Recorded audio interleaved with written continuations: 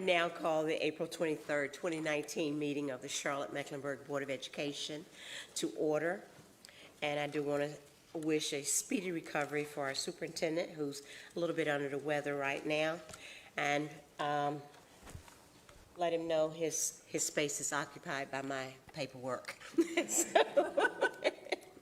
and my purse.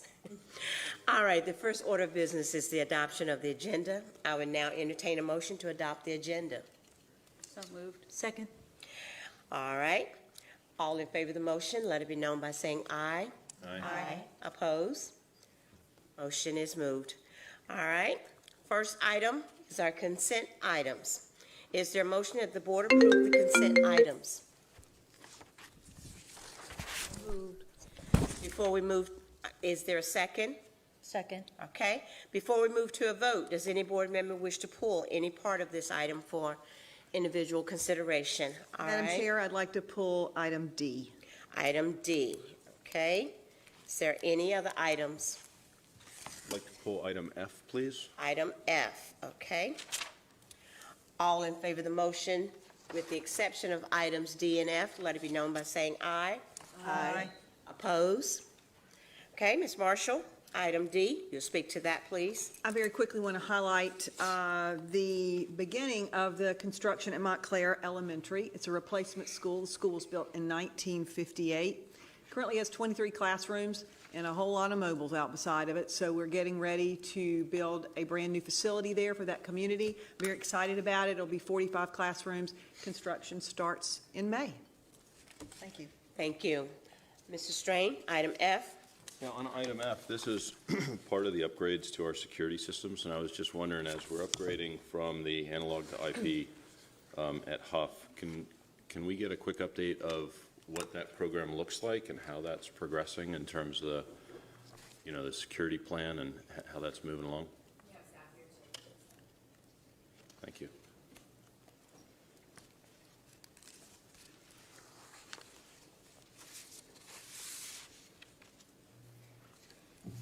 Good afternoon. Good afternoon. The update for the Huff camera upgrades, that's really not part of the security plan. That's part of our sustainment plan, where we're taking all the cameras that are left on all the campuses and making them all IP cameras. Okay. Over the summer, we have about 92% of the cameras over all the campuses have already been upgraded. We're going to do Huff.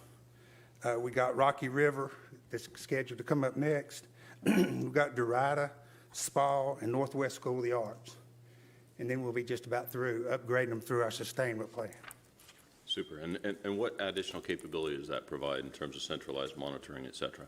Well, the first thing it does is give a whole lot clearer images, and it makes us to be able to monitor them better.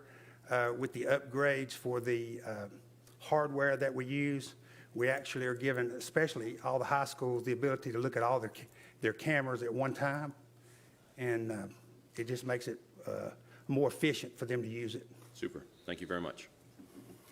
Thank you all. All right, can I get a motion for items D and F? Motion to approve items D and F. Is there a second? Second. All right, all in favor of the motion, let it be known by saying aye. Aye. Oppose? Okay, our consent agenda has been approved. All right, we now move to the first reading of proposed policy changes. This is the first reading of changes recommended by Policy Committee to policies GBEB, GBED, and JICG. I turn to Dr. Jones, Chair of the Policy Committee, for the first reading of proposed changes to policies GBEB, GBED, and JICG. That's a mouthful. Yes. Members of the board, the item before us tonight is the first reading of the proposed revisions to the 3 separate policies as articulated by our chair. As this is a first reading tonight, there can be no discussion or debate on these recommended changes at this time. These changes were requested by the CMS School Health Advisory Council to clarify that e-cigarettes and vaping products are considered tobacco products under these board policies. Since the changes being proposed to these three separate policies all deal with the same specific item, we are handling the changes in one process for all three policies. These changes were considered by the CMS Policy Committee on April 11th and were recommended for approval by a 4-0 vote.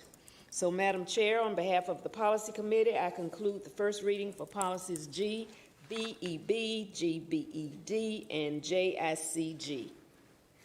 Thank you, Dr. Jones, and if you did not say those three, I was going to be very upset because I had to read them. Okay, thank you. All right, we now move to our policy hearing, and this is for proposed changes to policy ADA, equitable distribution of resources. Each speaker will have a maximum of 3 minutes to address the board.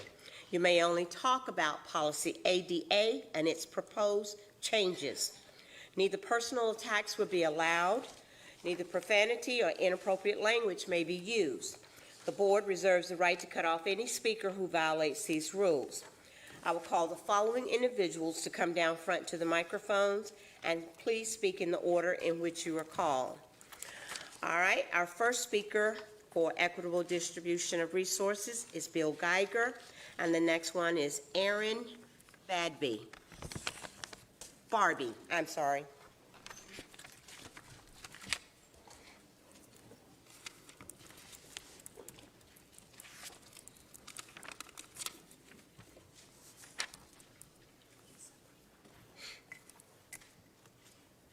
Good evening. Thank you for this opportunity to address the board. My name is Bill Geiger, and I'm here on behalf of Race Charlotte.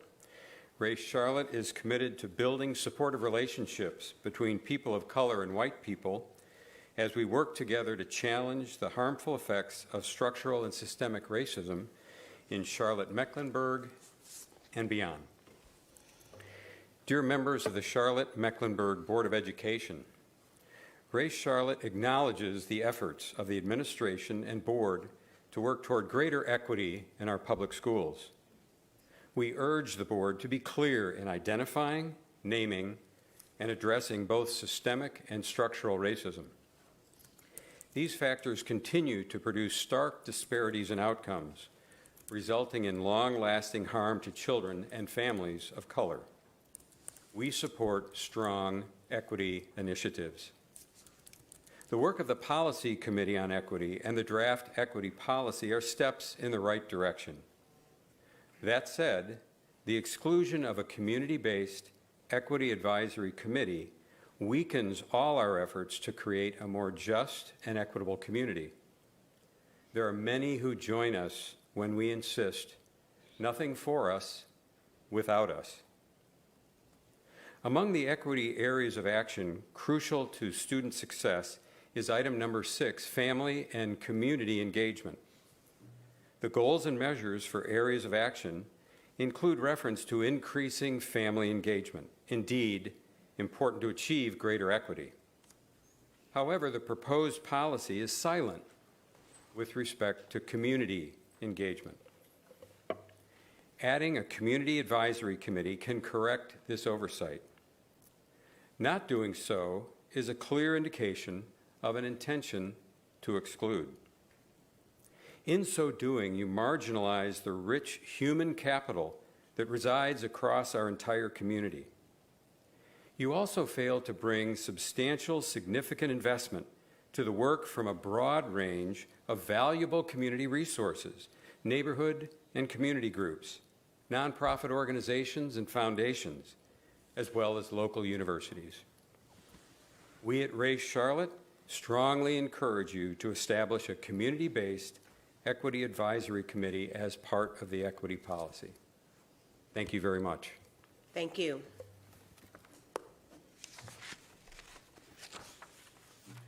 Good evening, Chairman McCray, Vice Chair Dashew, and board members.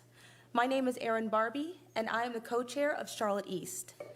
Thank you for your deliberations focused on equity for CMS students. This is a particularly important topic for our families who live in the Crescent areas of Mecklenburg County, including East Side neighborhoods. Charlotte East is an organization that advocates for businesses, nonprofits, and neighborhoods in East Charlotte.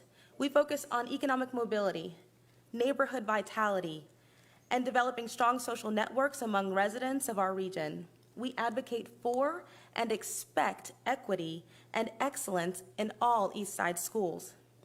We're impressed by the dedication of our staff in difficult conditions and recognize some of our schools as among the best. However, when we observe opportunities available in CMS schools elsewhere, we see clear disparities in a large number of our schools, including but not limited to inadequate and inexperienced staffing, limited course offerings, fewer magnets, particularly in arts and languages, limited extracurricular choices, brown water and aging buildings, concentrated poverty and depressed achievement levels, and failure to build on our children's strengths.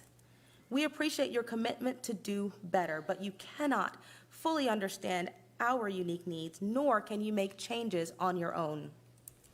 We see the creation of the Community Equity Committee as a way to bring parents, students, teachers, community leaders, businesses, nonprofit representatives to the table to make the equity and excellence real for our schools. We need Eastsiders working together with stakeholders from throughout the county to build energy, understanding, commitment, and trust necessary for real action. Establishing a Community Equity Committee is an action that you must take now.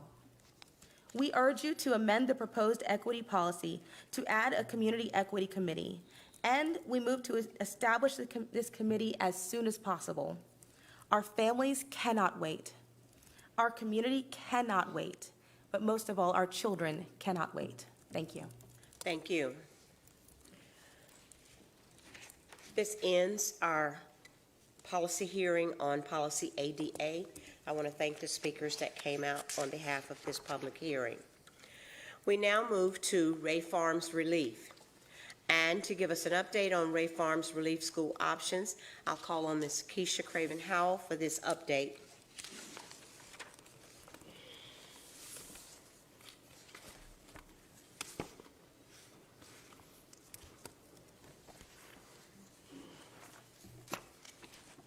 Good evening, board members. Good evening.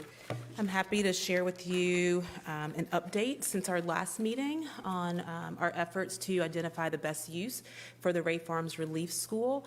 Before I get started, I do want to acknowledge Jennifer Holmes, who's the interim director of our Planning Services Department, and she's done a tremendous amount of work to help develop the maps for the scenarios as well as the data analysis that I'll share with you this evening.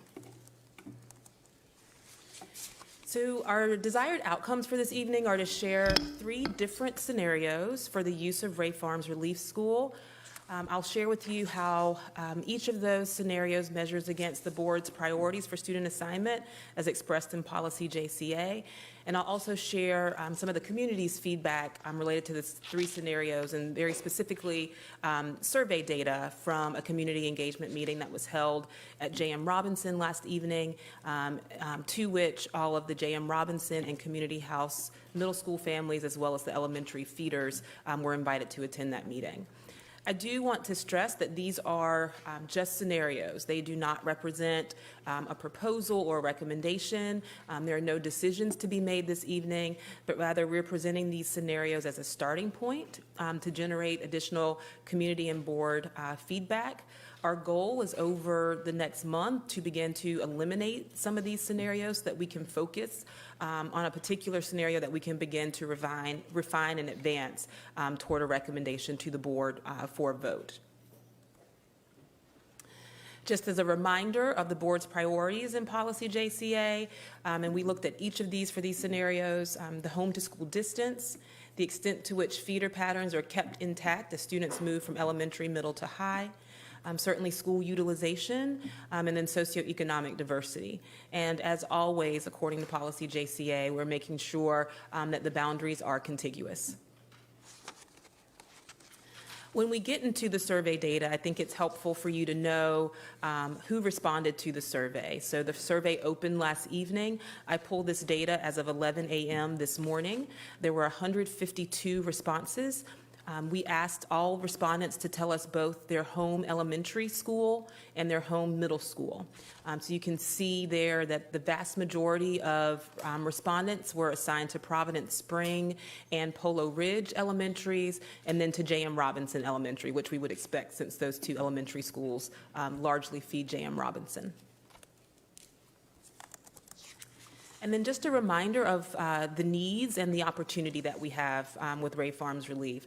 So certainly in South Charlotte, we know that we have a number of schools which are overutilized, and we also expect increasing residential growth in that area.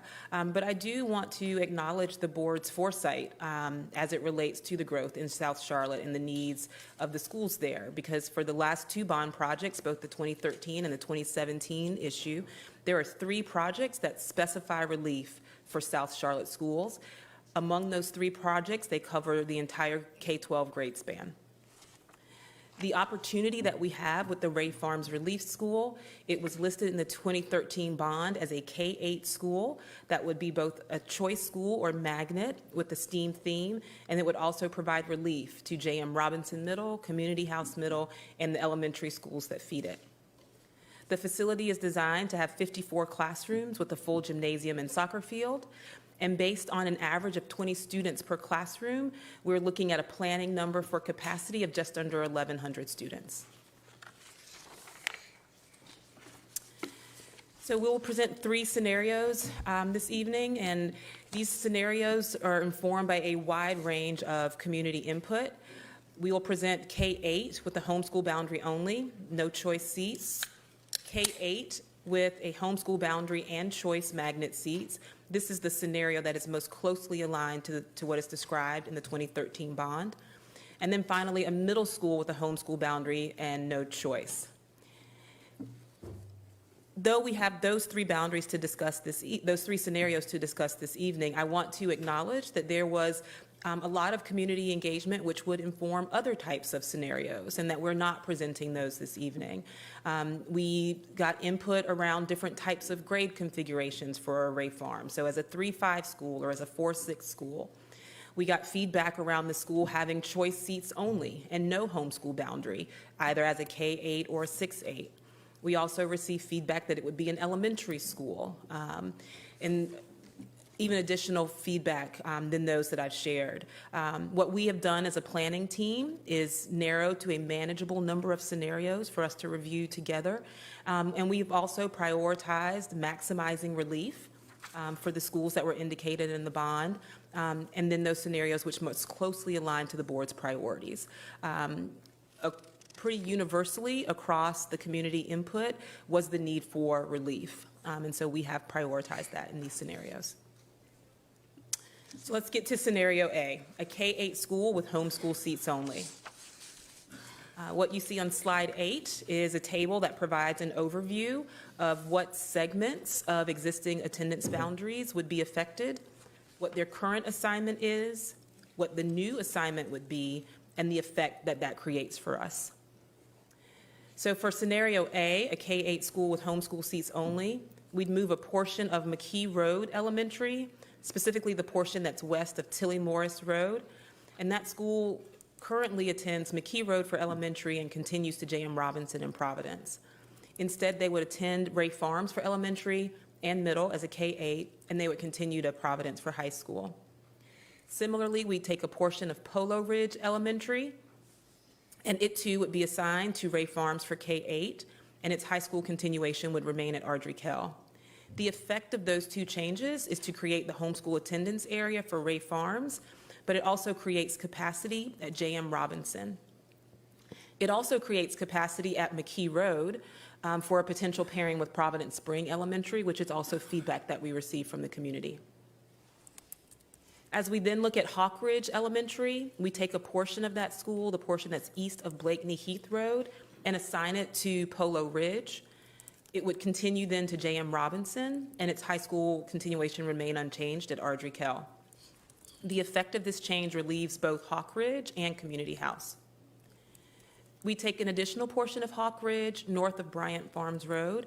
This group of students would remain at Hawk Ridge for elementary school, but their middle school continuation would change from Community House to J.M. Robinson. And the effect of that change is to relieve Community House. We would take a very small portion of McAlpine Elementary, a portion south of I-485, and change its middle school continuation from South Charlotte to J.M. Robinson. This allows us to make sure we have a contiguous boundary as we move west to End Haven and take the portion of End Haven Elementary that currently continues to Community House and assign it to continuation instead at J.M. Robinson. And the effect of that change is that it provides relief to Community House. Slide 9 is a visual representation of what those changes would be. And so let me orient you to this map a little bit. The red lines represent elementary attendance areas, and the shading represents middle school attendance areas. So what you see there in the light purple color represents all the elementary schools that would continue to J.M. Robinson. And the light blue color south of that is the new Community House attendance area. In yellow is the Ray Farms K-8 attendance area. So when we look at this scenario compared to the board's priorities, there is an improvement in home to school distance for some of the students in the McKee Road area in terms of the middle school. So Ray Farms would be closer to them than J.M. Robinson is. But I do want to acknowledge a slight increase in distance for those students who are switching their middle school continuation from Community House to J.M. Robinson. When we consulted with the transportation department, however, they're estimating that on average it'd be an increase of about 5 minutes of travel time for that group of students because the route is quite local. In terms of intact feeder patterns, Scenario A does introduce a split feed at Hawk Ridge. So today, all of Hawk Ridge continues to Community House, and this scenario would have part of Hawk Ridge continuing to Community House and the other part continuing to J.M. Robinson. For SES diversity, in this area, it's difficult to draw a boundary that increases SES diversity because overall, the elementary schools in that area tend towards high SES. The average is 85.5% high SES. The highest percentage of medium SES is about 37%, and of low SES is less than 10%. In terms of utilization, we gain quite a bit here. We relieve both Community House and Hawk Ridge. We create an opportunity to relieve Providence Spring. We could potentially increase utilization at Ardrey-Kell, but we do know that a relief school is expected in fall of '23. And in the way that I've presented Scenario A, we allow a split feed at Ray Farm. So some students would go to Ardrey-Kell, other students would go to Providence, and so in that way, we do not increase utilization at Ardrey-Kell. And so here's just a little bit of data. So what you see in the middle column is the 20th day enrollment for the schools that are involved in Scenario A, and what you see in the second column is what their enrollment would be today if Scenario A were in place.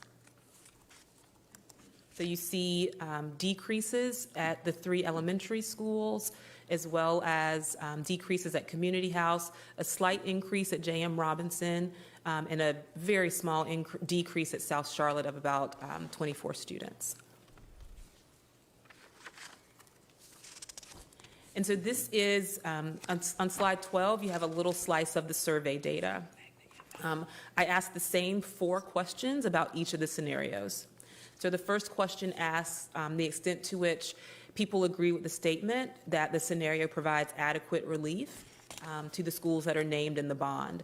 And so as you look at that first dark blue column and then move to the right, those columns represent the folks who strongly agree with that statement, agree.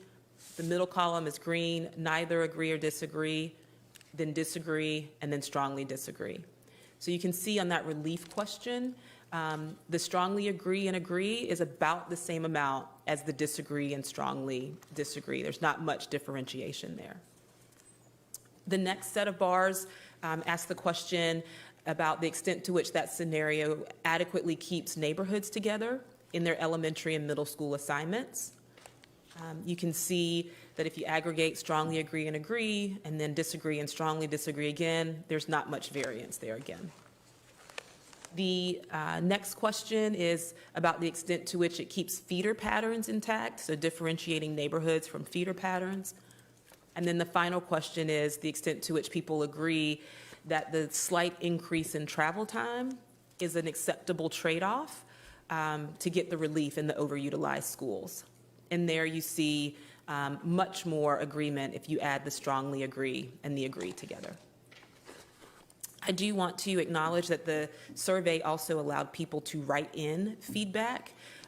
We had over 150 written responses across the 3 scenarios, and that was at a meeting that concluded at about 8 o'clock last evening. So I have not analyzed the written feedback, but that will absolutely be part of the process and shared with the board. So moving on now to scenario B, which is a K-8 option that has both the homeschool boundary and choice seats. And this is the scenario that most closely resembles what is listed in the 2013 bond. The primary difference between scenario B and scenario A is that we've now removed the portion of McKee Road that would have been assigned to Ray Farms. And we did that to create the space for choice seats. We've also taken the portion of Hawk Ridge that is north of Bryant Farms Road. Instead of having that continue to J.M. Robinson, as we did in scenario A, it stays at Community House. The reason to do that is because those students at McKee Road will now continue to J.M. Robinson instead of staying at Ray Farms through K-8. So we did not create as much space at J.M. Robinson in scenario B as we did in scenario A, and so we could not provide as much relief to Community House.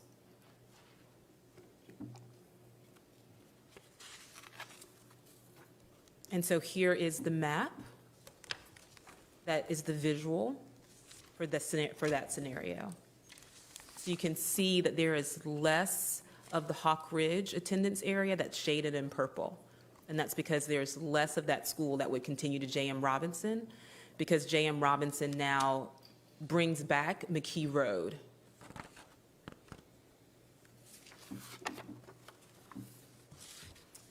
In terms of the alignment to the board's priorities, it's very similar, except now we do not introduce that split feed coming out of Hawk Ridge, and so there's an improvement there. And certainly we still get relief for Hawk Ridge and Community House, but just not as much as we did in the previous scenario. And you can see that reflected in the numbers. The difference in the relief for Community House is about 133 middle school students in that area of Hawk Ridge that is north of Bryant Farms Road. If we added that 133 to J.M. Robinson, that would push their capacity higher than what we believe the building could take. The facilities department shared with me that we do not believe we can get mobiles on the campus of J.M. Robinson. So we would not want to, in this scenario, add an additional 133 students to that school.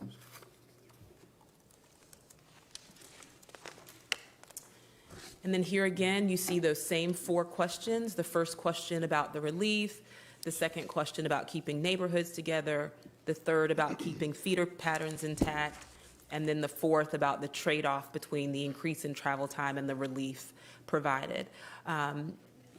Comparing the responses from scenario A and scenario B, you see that there's a little bit more leaning towards disagreeing and strongly disagreeing with these statements as it relates to scenario B. Okay. And moving on to our third and final scenario is scenario C, which is a middle school with homeschool seats only. Here, you see that we have not changed any elementary school boundaries because it's a middle school, so we don't have an opportunity to change elementary boundaries. Instead, we're just changing middle school continuation.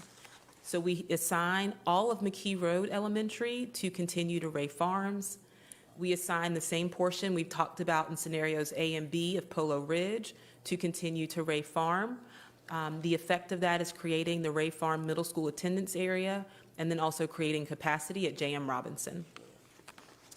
We take the portion of Hawk Ridge east of Blakeney Heath Road and north of Bryant Farms Road. They remain at Hawk Ridge Elementary, but their continuation is now to J.M. Robinson. The effect of this change is to relieve Community House. And then we have the same portion of McAlpine and In Haven that we've previously discussed, and those would both continue to J.M. Robinson.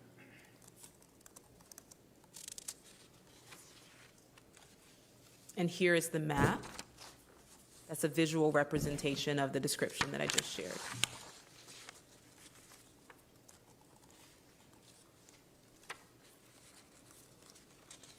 And so again, we are increasing the middle school feeds, not at Ballantyne Elementary, we did eliminate that, but out of Hawk Ridge and Polo Ridge, we're increasing the number of feeds to middle school, and we do still get the relief at Community House, but we no longer get any elementary school relief because this is just the middle school. We're not changing any elementary school boundaries.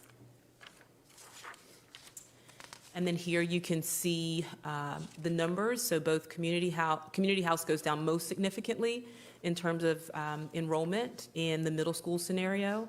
And we also see a slight decrease at J.M. Robinson. And then again, that very small decrease at South Charlotte Middle. In this scenario, Ray Farms is significantly underutilized as a middle school. If we look at a planning number of about 1,080 students in terms of capacity, here we show 672 for enrollment in this scenario.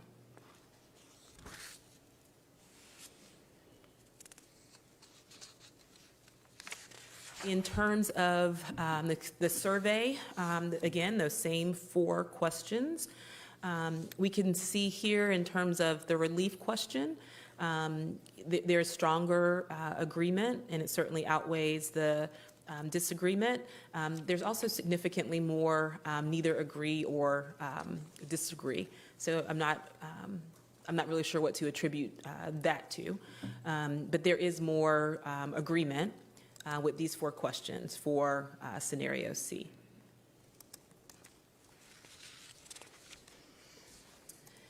The last question that was asked on the survey, we asked the respondents to rank the 3 choices. We also gave the option of non-applicable for each choice in terms of the ranking, because I did want to acknowledge in the survey that for some folks in the community, there may be one or more of these scenarios that they did not feel was acceptable, and so therefore they didn't want to include it in their ranking. So what you see here is for K-8 homeschool seats only, scenario A, 35% rank that as their first choice for those who answered that question. For K-8 with 80% homeschool seats and 20% choice seats, you see the first choice ranking there. The blue bar is first choice. The second bar, the red one, is second choice. The green is third choice. And then the far right is folks who said not applicable. They did not want to rank that particular choice.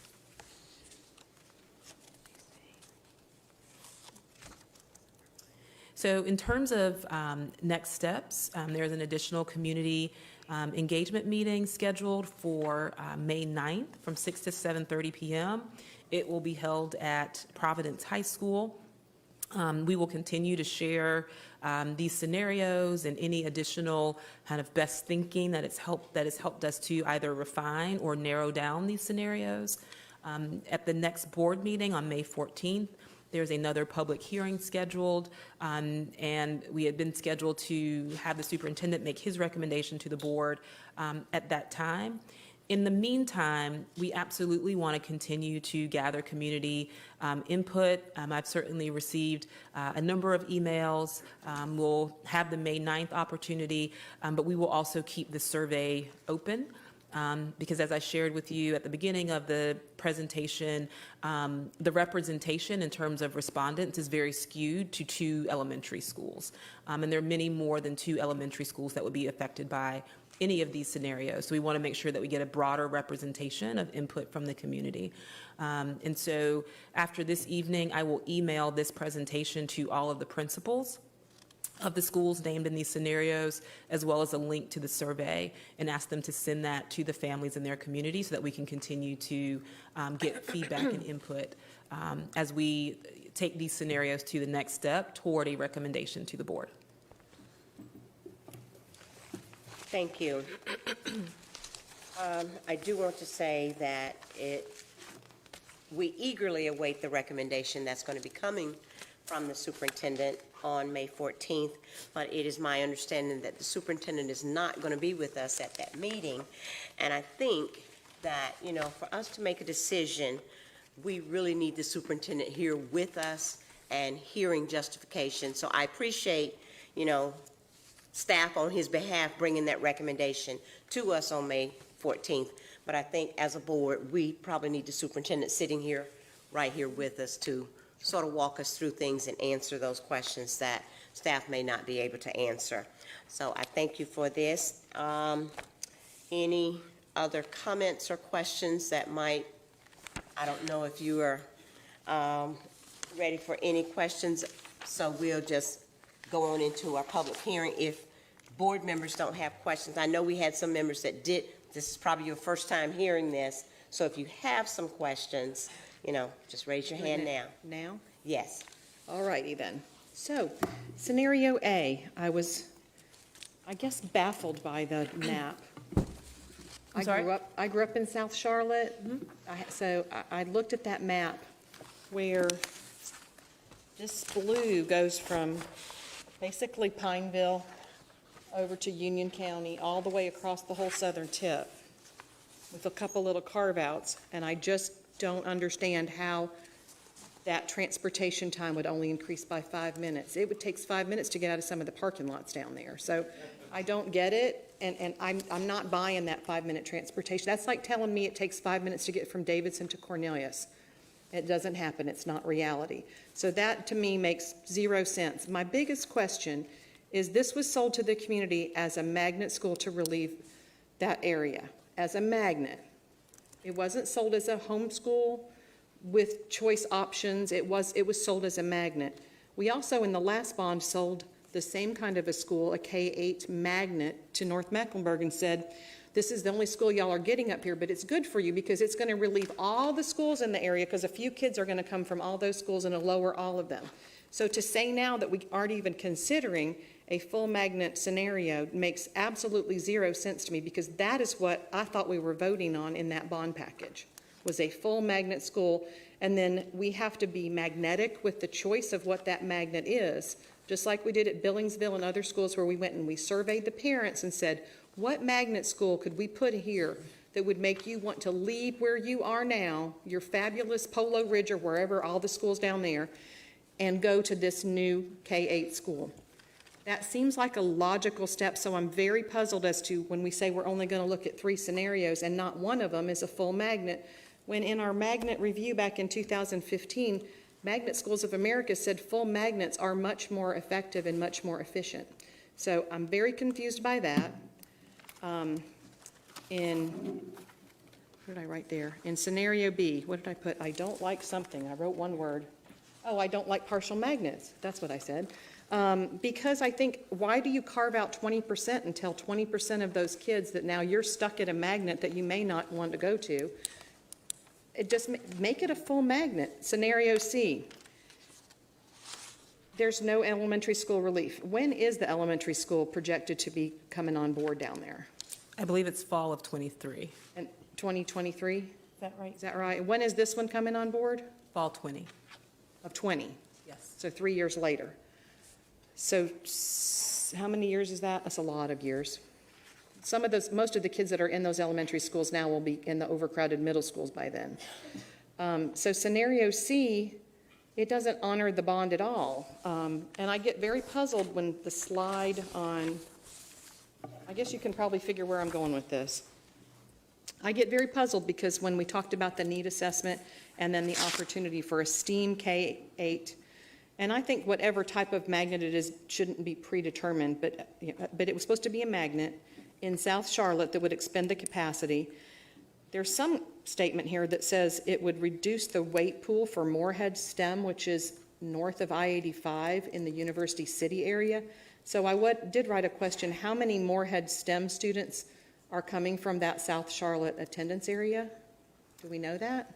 Likely none. I think at the time that this bond was created, we did not have the number of middle school STEM or STEAM programs that we have since added in the last 5 years. Which is why I'm kind of a little softer on whether it should be a STEAM, STEM, or some other type of community engagement-driven magnetic program. So, but it's to provide relief to Community House and JM, which are undeniably overcrowded, and the elementary schools that feed them. And in my mind, what y'all told me with my North Meck school up there on the JM Alexander site was we're going to put a K-8 up there that's a full magnet to draw kids from all your schools, so it'll reduce all of them a little bit. So I am asking for consideration of scenario D, which is a full magnet for that area. I think they aren't paying for my coffee tonight. I have talked to some members from that area, some people that I went to high school with, as a matter of fact, that still live down in that area. I think that we have to then look at where we're drawing the magnet from and what the boundaries of that magnet are, but I think those are things to be worked out. But I would like to at least put back a full K-8 magnet as a scenario for us to be looking at, because to me, that is what the bond package said was going to happen. And I feel like that may make all those bar graphs, maybe find us to coalesce around one, because I don't think people really had one that they liked. I think they chose which one they liked better than the other ones that they really didn't like. So I think it was kind of which is the best worst case scenario when they were picking some of those, and I would like to give them a best case scenario. So I would like for consideration of a D scenario with full magnet. So I'm certainly happy to go back to our transportation team to have them refine their assessment of the increase in both travel distance. I'll meet them down there. We can drive on Bound Creek Parkway. I mean, seriously, really will, because I work down there a good bit. I know what the traffic is like.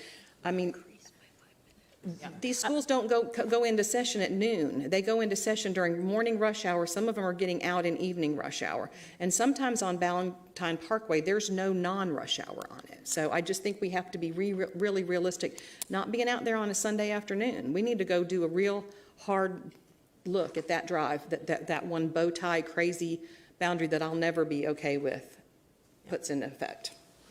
Thank you, Ms. Lennon. Anyone else? Okay. Ms. Ellis Stewart. Thank you for the update, Ms. Craven-Howe.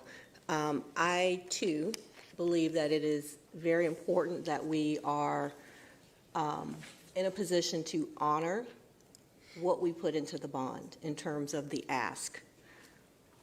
But I also believe that this board is committed to looking at all of our decisions through a lens of equity. And if you look back over our decisions in the near term, as well as a longer runway, we have not been consistent in our efforts around partial magnets versus full magnets, right? Partial magnets with a homeschool boundary.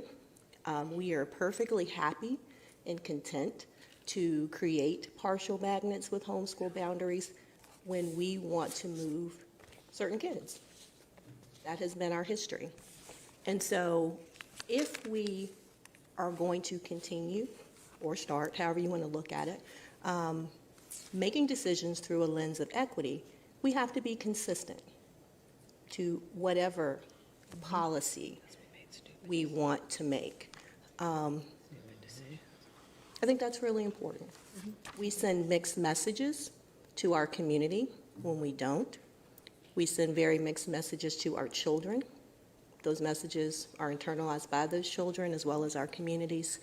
And I think we have to be very self-reflective about our decision-making matrix, particularly as it relates to school placement, program type, because it has been a sticky business for us, right?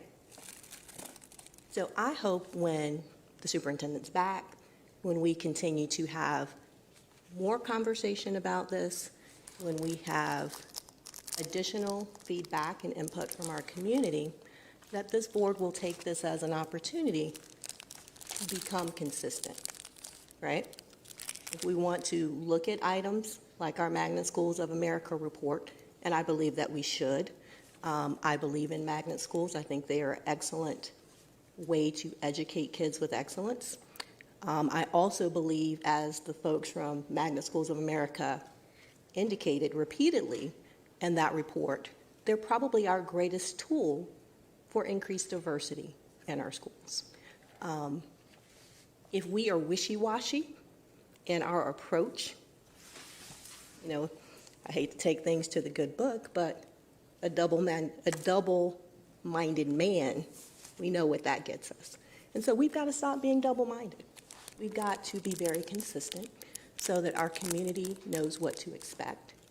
And we offer options that are excellent for everyone. So, And if I could, I would just like to clarify the Magnet Schools of America response to partial magnets, because it comes up a lot when we're talking about magnet schools and boundaries and partial magnets. Their finding and commentary was not against partial magnet schools. Their findings and commentary was against the way CMS at that time, which was approximately 4 or 5 years ago, was implementing partial magnet schools, which were as schools within a school. There was intentional and deliberate separation of students who were assigned to the school because it was their home school, and students who were assigned to the school because they had choiced in through the lottery. We have work to do, but we have made tremendous progress in the idea of partial magnets with a school-wide theme, because magnet is a student assignment approach. It's the difference between a homeschool assignment and a choice assignment. We associate magnet with theme because the way we get people to make that choice is by offering them a theme that they can't get in their home. But you do not have to have a magnet to have a theme. You don't have to have a theme necessarily to have a magnet. So I just want to make sure that when we are using those terms, we're using them consistently so that we don't confuse the viewing public. This question came up several times throughout the community engagement events related to Ray Farms, and I clarified for people what a theme is, what a magnet choice seat is versus a homeschool seat. And so I hope that helps clarify a little bit what our direction was from Magnet Schools of America. I do also, just related to the description in the bond as both a magnet school and a relief school, just point out for the board in the appendix on slide 29 is our current transportation zones. Ray Farms, the site, sits in the Ardrey Kell High School attendance area. That is a part of the blue transportation zone, which travels all the way north up to West Mecklenburg High School. So as a magnet, students would be pulled from that entire blue zone. Incidentally, J.M. Robinson is in the green transportation zone, and so certainly students could apply from the green into the blue, but they would have priority behind students in the blue transportation zone, and they would not be eligible for transportation to the magnet portion of Ray Farms. Dr. Jones? I'm somewhat confused. Partial magnet is a contradiction in terms. Magnet is a choice. So some make a choice. Others are simply assigned. Is that not correct? Magnet refers to the student assignment. So we've actually changed the language. So we try not to refer to partial magnet because it is confusing. And so since the student assignment review, we have talked about it as a partial homeschool boundary with a magnet theme. And so certainly, yes, in any magnet school that has a homeschool boundary, there will be students who are assigned to it who may not have chosen that theme otherwise. And then there are students who choice in. Okay, so then let's be explicit and call it a theme school. Absolutely. It should be a Because school-wide theme. A magnet is a choice. And we don't give a choice to a percentage of students. They are assigned there for various and sundry reasons, proximity, SES factors, or whatever. So I think we need to unconfuse the public by calling it what it is. That's my 2 cents worth. Thank you. And I think she addressed the fact that staff have changed the language. So the board needs to be up on the language that the staff is now using. So thank you for giving us that update. Absolutely. All right, Mr. Strain? So, being a resident of the area, I know that we voted affirmatively for a school bond. At the end of the day, that's what we voted for, a school bond. I know that there were meetings 6, 7 years ago, 8 years ago, where there were discussions had and some recommendations were made, and this is what was on the school bond. So the language on the school bond was K-8, magnet, and relief. And so what's interesting about those is that since then, the community has changed, our definition of magnets have changed, the transportation zones have changed.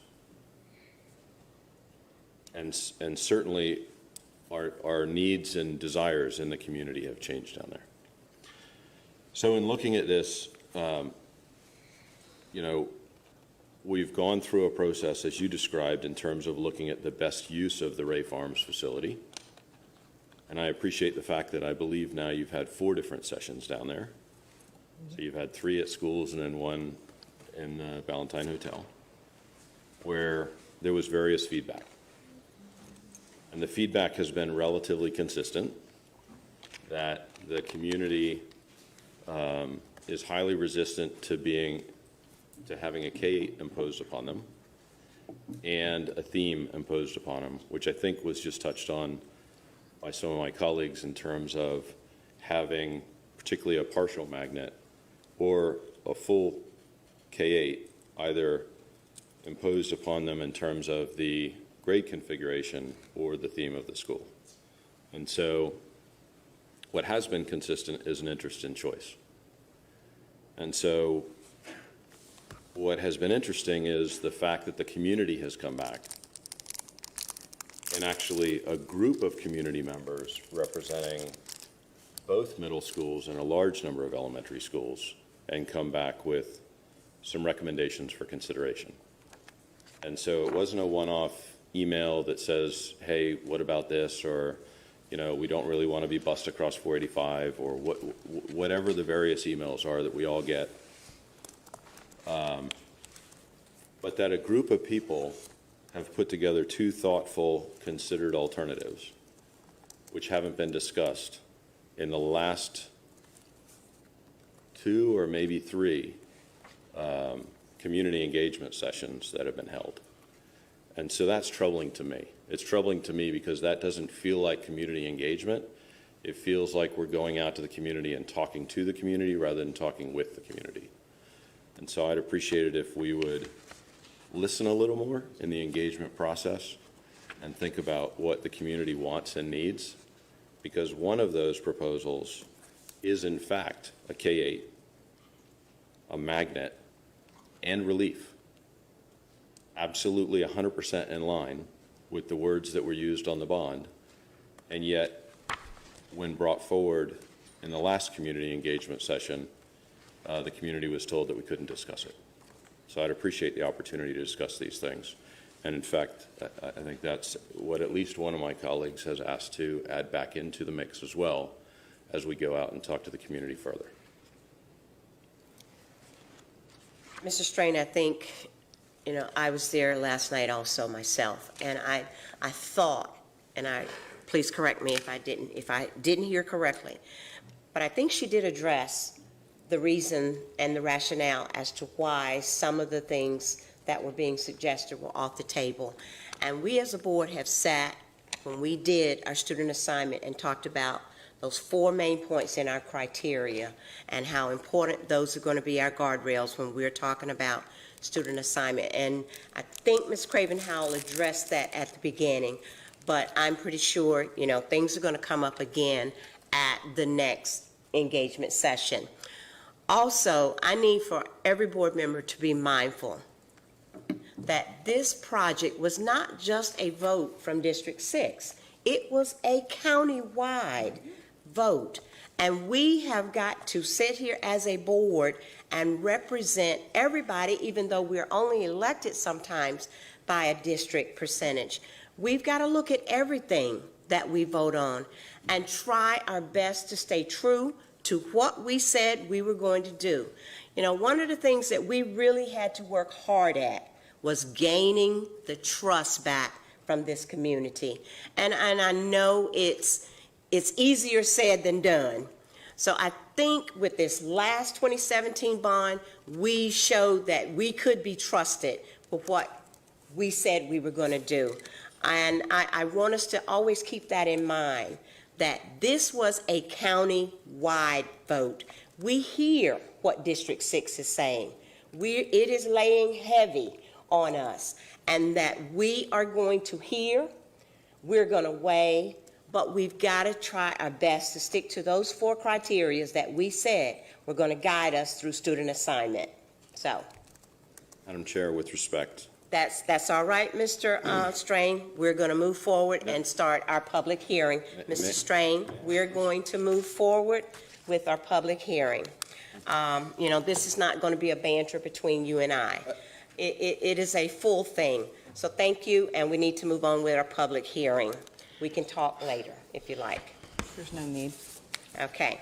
Mine's are already We closed. now have our public hearing on Ray Farms Relief School. Each speaker will have a maximum of 3 minutes to address the board. You may only talk about issues directly related to the Ray Farms Relief School. Neither personal attacks will be allowed. Neither profanity or inappropriate language may be used, and the board reserves the right to cut off any speaker who violates these rules. I will call the following individuals to come down front to the microphones, and please speak in the order in which you are called. I'm going to call you in groups of 3 for each of the mics.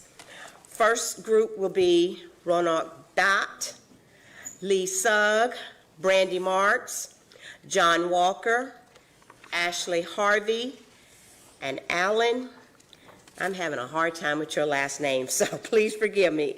It's D-E-K-E. Okay, he knows who it is. Thank you. We have 2 mics. Thank you, Mr. Bott, Chairperson. you're first. My name is Ronak Bott. I'm a father of 3 children at Providence Spring, and I'm here to speak about the wonderful opportunity we have with the new school being built in Ray Farms. This is a $40 million investment by the people of Mecklenburg County in a rapidly growing area of Charlotte, and we have a duty to the taxpayers and to our children to make the most of this opportunity. You'll hear from many of my fellow parents today about what they'd like to see in that facility and how it can be used to expand educational opportunities for our children. You'll also hear about some of the significant concerns they have. Concerns that they've already raised over the past several weeks in the community engagement process. But as we listened to the school options being presented regarding Ray Farms yesterday, many of us felt that we just were not being heard. We were asked to vote on maps and boundary lines, but as a community, we are just not there. Given its uniqueness, we're still trying to understand what a school like Ray Farms would mean to the children who attend it under all these various scenarios of theme and grade construction. What is the educational experience like in a K through 8? What's the extracurricular experience like, the social experience, and what are the pros and cons compared to the quality K through 5 and 6 through 8 opportunities that are present in the area today? And frankly, we haven't seen what any of these scenarios mean for the 5-year plan and how all these different interactions play together. Well, the community has spent a good deal of time developing new options for Ray Farms. The board just discussed some of them. You've each received a copy of this work. Some of these options, like the relief magnet, we feel perform quite well when transparently evaluated against all the criteria you discuss. When the community spends this much time and effort and expresses a passion for novel ideas, it's a level of engagement that should be welcomed. I appreciate the diligence and dedication of the CMS planning team, and let's all acknowledge that Ms. Craven Howell has an incredibly difficult job. But these ideas, these new ideas, need to be explicitly and transparently considered by CMS, and they should be a part of the community engagement process. They cannot be dismissed behind closed doors and without public discussion. We all have a stake in this. We have much to consider and many questions. What we need is time. Let's reset the community engagement process and make it a true dialogue. And let's push back the date of the board decision on this issue from May to July to allow this process to work, to gather the data, the surveys that we need to run, to perform the analyses, and have the true dialogue with all the relevant parties, and allow us to make an informed decision, and allow you to make the informed decision. So let's heed the wisdom of my son's second grade teacher, Mrs. Reynolds, who often writes on his homework, "Slow down."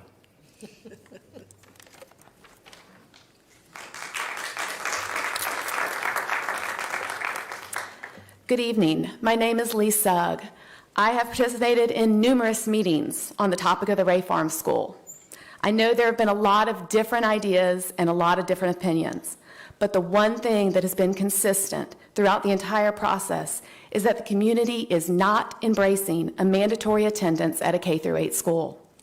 We understand that some K-8s are successful, but in most of those success stories, the students and the parents are there by choice. The bond language stated it would build a K-8 magnet, not a K-8 neighborhood school or even a partial magnet. In 2 of the 3 scenarios presented last night, Ray Farms is still a K-8 and is either 100% mandatory homeschool or 80% mandatory homeschool. The third scenario is a full middle school without equitable and adequate facilities. Ray Farms was not designed to be a middle school and will be behind before it even opens its doors. I'm here tonight to ask the board to slow down. Make sure that they reach the correct decision on the use of Ray Farms. The reason Oscar Wilde is still quoted today is because it is true.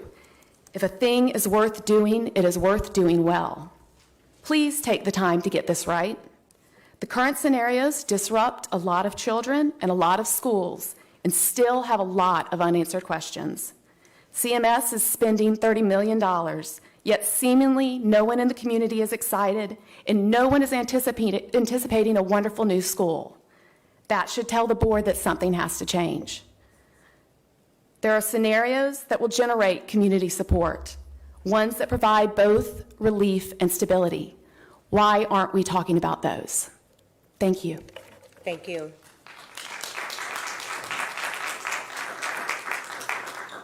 Good evening. I'm a parent of a 3rd grader and a kindergartner, so my kids will be in the CMS school system for the next 12 years. Any and all changes to the schools in the South Charlotte area will affect my family for the next decade. I'm very happy to have a new school in South Charlotte because the schools in the South Charlotte area are overcrowded and relief is needed. However, a rushed decision is not going to provide the best outcome for anyone. We ask that you push back the vote and give the community and board time to address the issues and determine the best use for the Ray Farms School. The 2 community engagement sessions that have been done so far have done little to answer our questions, and many people in the community are still unaware of these changes being posed. The 2013 bond is outdated, and the current community wants to do what is best. It does not make sense to have a K-8 school in this area, as it would do little to provide relief for the middle schools who need it most. The excess students from each of the middle schools alone would fill the Ray Farms School to almost near capacity.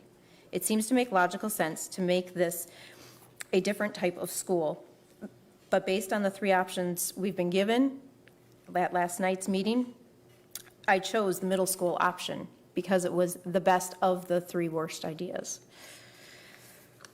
What I'm asking tonight is just to please allow more time before taking this vote, and to expand the options to include using Ray Farms as another type of school. Thank you. Thank you. Mr. Walker? Yes. My name's John Walker, and I guess I'm an oddball. When we learned about a walkable, bikeable community in Charlotte that was going to have a 320,000 square foot athletic facility and next door was going to be a K-8 STEAM magnet, We sold our home, moved our 7 kids, bought a place right there in Ray Farms where I measured to make sure we'd be within 1/3 of a mile if it was a full magnet to make sure we were going to get priority choice for that school. STEAM, that works for us. Science, technology, arts, engineering, and mathematics, we love it. Now, the one thing, though, about the proposals in this school, though, that concern us is diversity.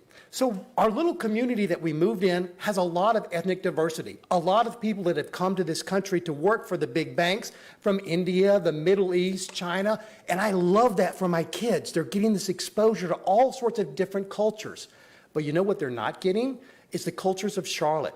The African American community, our lower socioeconomic community, we're not seeing those kids, and none of these proposals bring the magnet, those kids into to the school. This just zones us into the existing lack of diversity that we have. So that's the one big change that I would like to see in the proposals, is to expand what was intended to be a magnet to bring in a lot of the diversity so that my kids can encounter that. And when they leave school, that they see all humans, regardless of race or socioeconomic status, we're just one big community. Now, with that said, there has been some fear, uncertainty, and doubt about K-8 schools, and I think the research is pretty sound. The research shows that K-8 schools are either better or at least equal to traditional middle schools. There's no significant evidence that K-8 is worse than traditional middle schools, so we should opt for the best. Now, there are some education writers that say, don't make a hasty decision, and CMS is not. We're not revamping all of our schools K-8. We're picking one school in South Charlotte and doing it at the right time when the school opens. It's the right community, it's the right time for CMS to start developing a K-8 school in South Charlotte. The one other thing that I would mention is, the one thing it does lack is athletic facilities, and that's going to require us to be a little creative on what we do for exercise for our kids. I think one option is we knock on the door of the huge Lifetime facility next door and see if they'll welcome a private-public partnership. They've got 20 tennis courts, they've got 2 extra basketball courts, they've got outdoor and indoor lap pools. Maybe they'll work out something for non-traditional sports for these students. Thank you for listening. Thank you.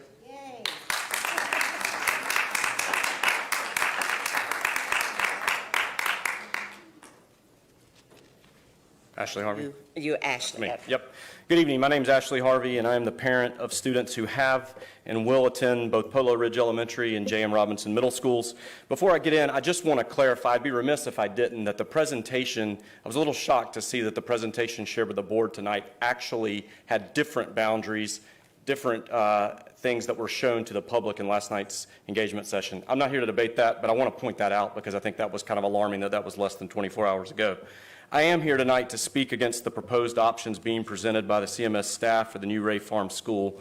And while I appreciate the opportunity to engage the staff and the board, I am disappointed that the current options proposed by the staff appear to ignore the input of the community. I have 3 primary concerns that I have heard and that I also share. They are as follows. Number 1, the STEAM theme does not resonate with this community.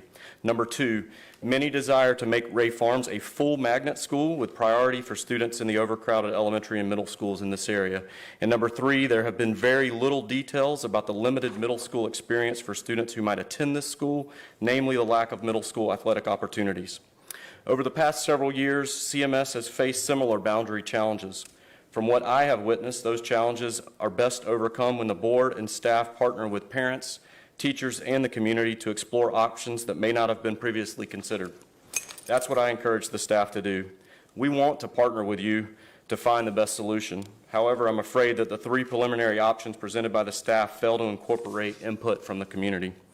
While there is a middle school only option presented, details are lacking on what this option would and would not offer compared to existing offerings at J.M. Robinson and Community House Middle Schools. We need details. We need more discussion. We need you to consider creating scenarios based on the overwhelming majority of feedback from parents. If the scenarios that parents in the community desire won't work, then show us. Create the scenario and allow us to look at it. However, to simply ignore the input and voices of the community feels like we're being forced to choose from several bad options. This doesn't feel like genuine engagement. I respectfully ask the staff to generate additional scenarios and provide more specific details around what the Ray Farm School would offer. Thank you. Thank you. Alan, before you speak, let me call some more speakers. Laura Richards, Casey Chelly, Carla Stovall, James Lee, and Kelly Desmond.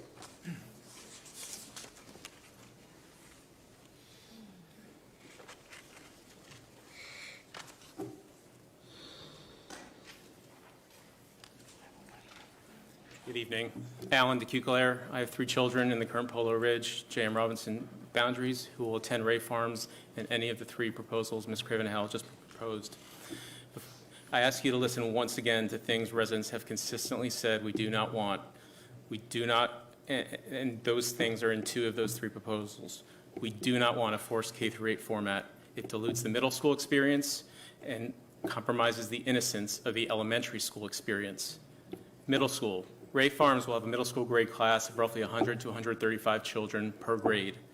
This is dwarfed by the current 8th grade classes of 635 at Community House and 390 at J.M. Robinson.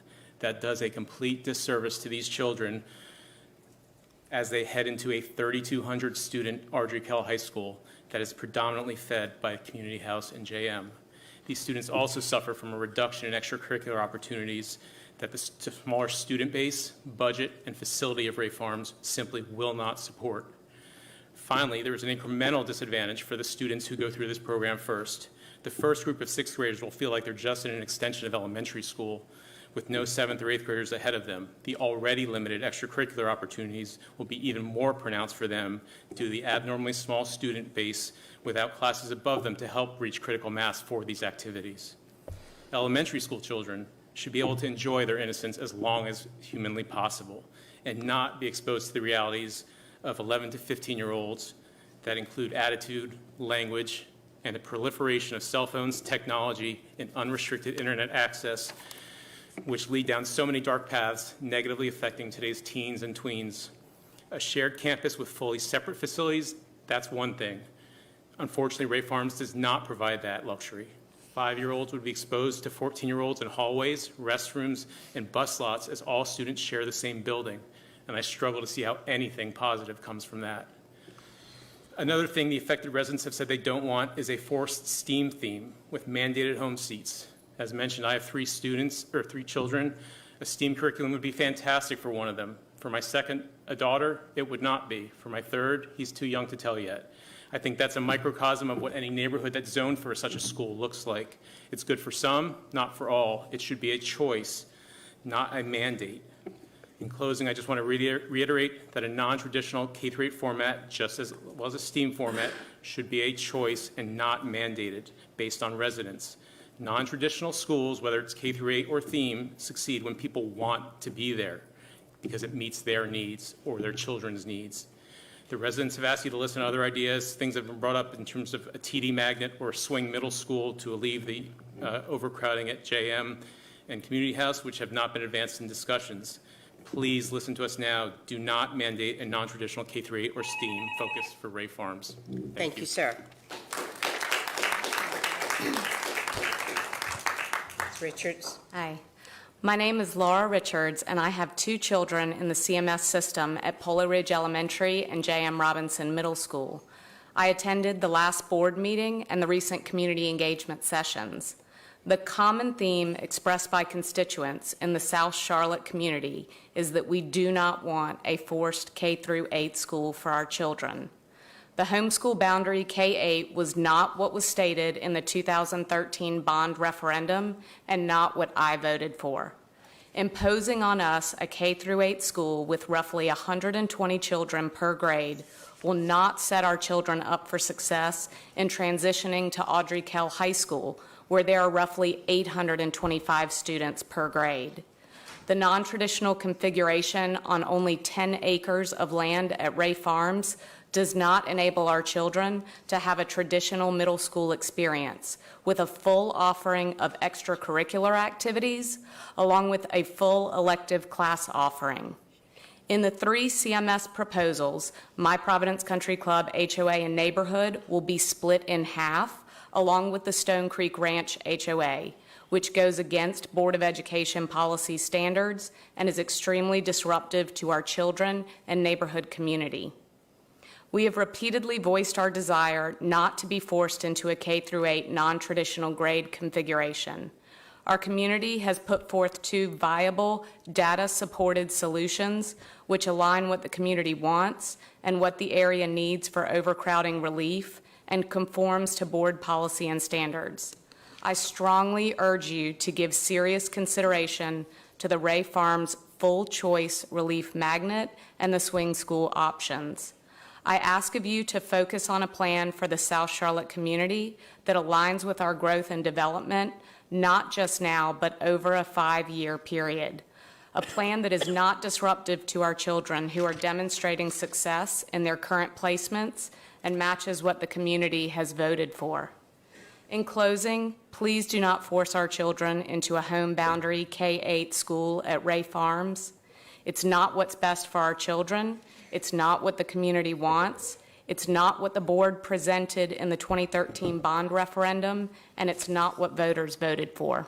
Thank you. Thank you. Casey?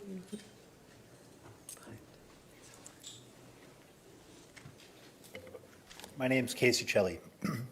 I'm the proud parent of 3 children at PSC and J.M. Robinson in South Charlotte. For many parents, the walkability from our Berkeley neighborhood to a neighborhood school represents a source of pride and community. My son, for example, bikes every day to his school, an option that wouldn't be possible once crossing over the 485 loop. While the 3 options presented at last night's community meeting and today to the board meeting don't represent and don't impact my neighborhood directly, I hear the concerns of many other parents about the options proposed. Pushback on drawing of lines, neighbors who are being forced into a non-traditional grade format with limited school facilities and a STEAM theme for a neighborhood school. I believe, however, that the potential for differentiated programming, whether that's TD, EC, or STEAM, can be an attractive option for many students. I'm here this evening to echo an interest in an alternate option that accommodates interest for parents who prefer the existing neighborhood schools they have, and for those who would like to choose a magnet school, and an option which aligns to the approved 2013 bond language. This bond was approved to offer a full choice magnet to interested parents. To remain true to this language and to ensure all options are vetted for consideration, I respectfully request an extension of time to make a more fully informed decision that includes a relief magnet option as part of the suite of potential options. Thank you. Thank you. Stovall?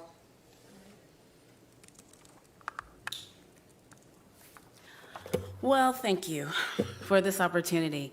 I'm going to be brief, and I just want to share how I'm doing in this process. I'm a parent, and I just want to share with you what this is feeling like to me. Now, there's lots of things going on with this whole Ray Farms school, and I know there's lots of moving parts and pieces, but I really appreciate one piece that you all are at least considering a K-6 for Ray Farms as an option for the first year, because that would keep my 5th grader from having to switch schools in midstream in middle school, which middle school is hard enough. Please don't make them go to another school.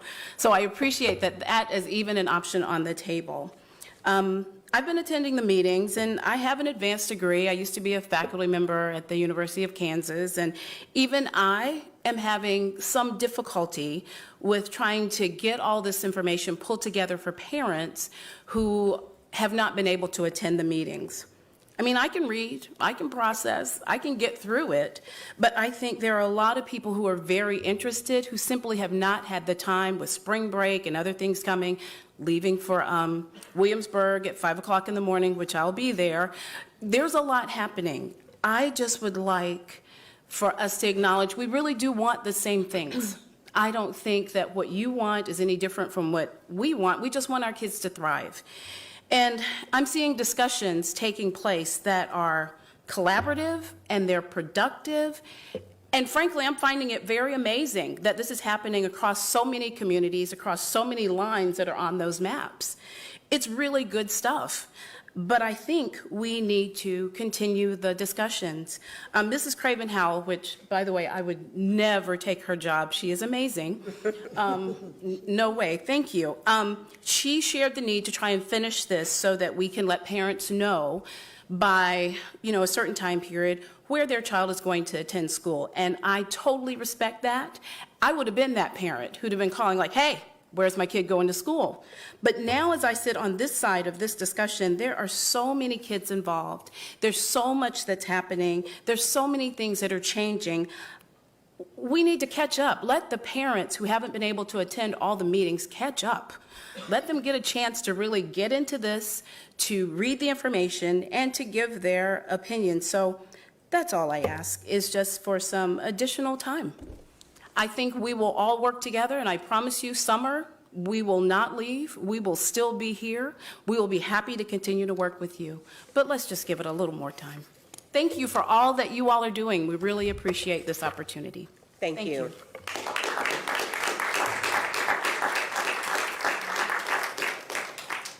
Mr. Lee?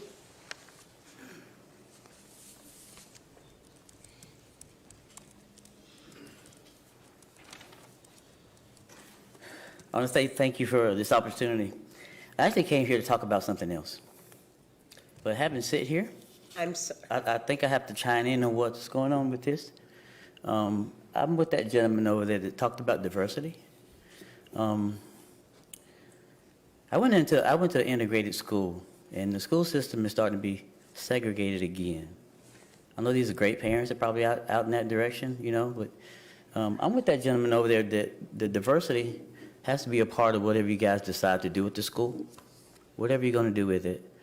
Just make sure that you have different people in there in the school. You guys got a hard job.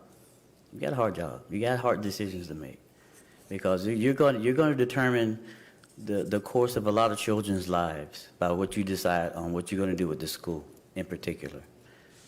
So I'll come to speak with you on the issue that I wanted to at another time, but I just wanted to chime in what the gentleman said that I think diversity at the school, whatever you guys do, because I'm of the belief that me going to integrated school, I was mostly the only black in the classroom, and I think that instead of meeting on the dark street, that meeting in a classroom is a whole lot better when you're dealing with diversity, So just make sure you make the right decisions. And I'm like these people, take your time. Don't rush it. Make sure you make the right decision for these folks that are really concerned about their children, about their children's education. Because Louise Woods is here. She used to be a school board member that I dealt with when my kids were in school. So you guys got hard decisions to make, Just make sure you take your time and make the right decision because these people's children's lives are at stake, So just make sure you listen to them. Listen to what they say. Listen to their concerns.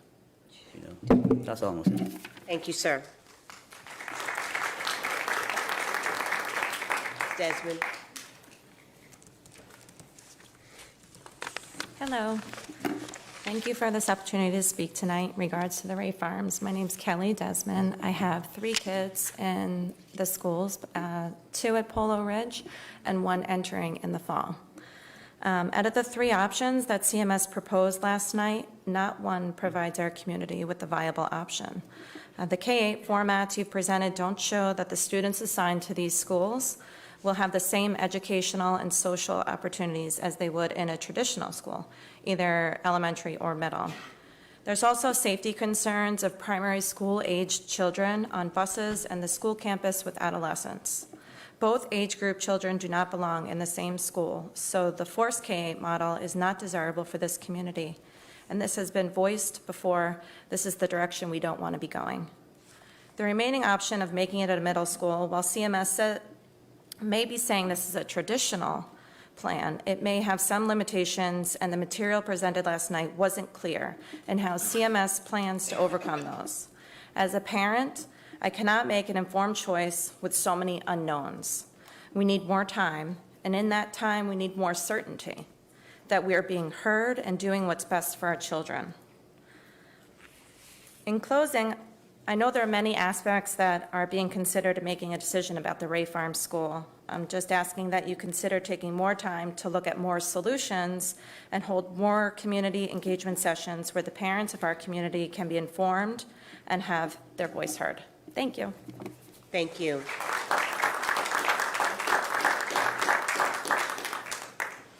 Before we conclude, I'd like to ask Ms. Craven-Howell if she'll come back and address the maps.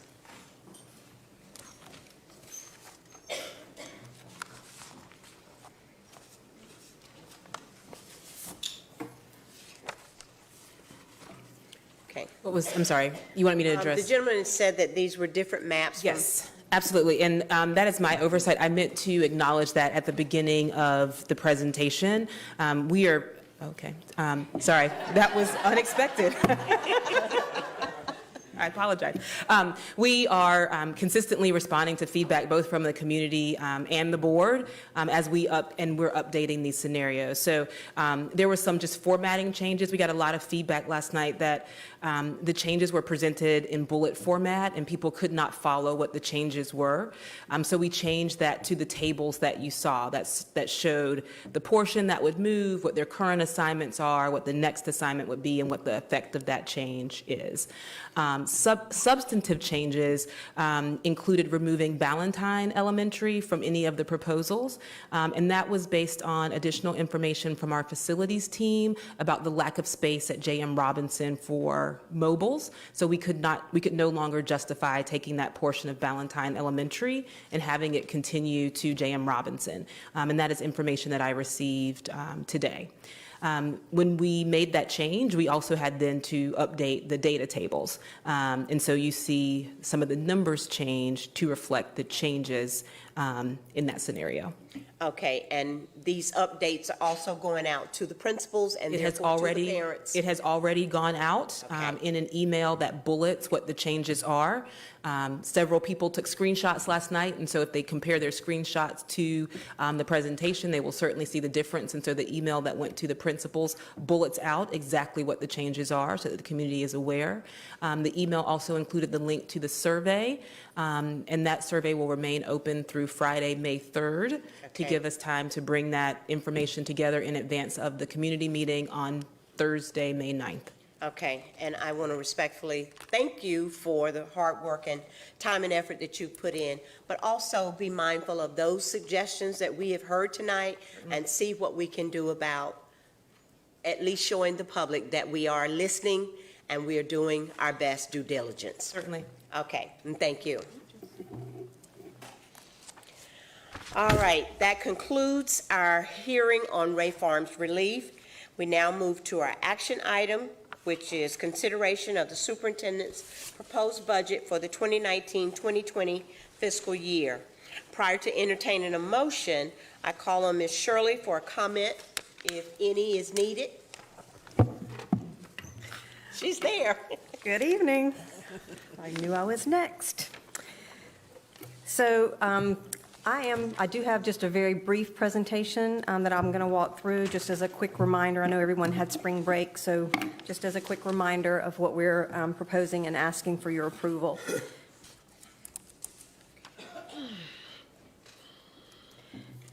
So you may recall that when the superintendent introduced his budget recommendation, he made the point that our kids should matter most in our community and that numbers in our budget today do create the stories about their tomorrows.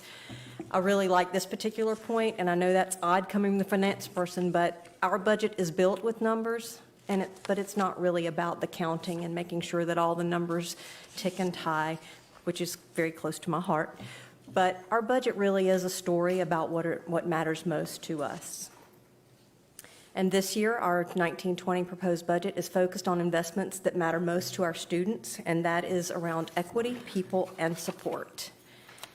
I know there's a tremendous amount on this slide, but I was just trying to give a one-page snapshot of what's included in the proposed budget request. This is the requested increase from the county. You can see the categories of the investments in equity, people, and support. And I've just summarized those items that fall within each of those categories. I will not walk through each of those again tonight, but you can see each of them delineated here. The requested increase for CMS being 63.7, when we include the requested pass-through funding increase as part of our county ask, that's 6.2, bringing our total requested increase from the county of 69.9 million. The total proposed budget with all funding sources for the operating budget is 1.6 billion.